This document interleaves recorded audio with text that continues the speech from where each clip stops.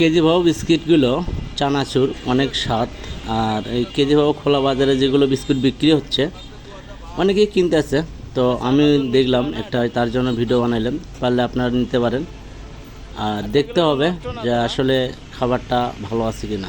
তো ধন্যবাদ, ভিডিওটা শেষ পর্যন্ত দেখুন।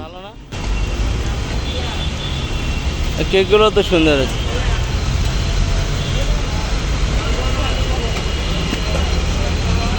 বিস্কুট, খোলা বিস্কুট। তো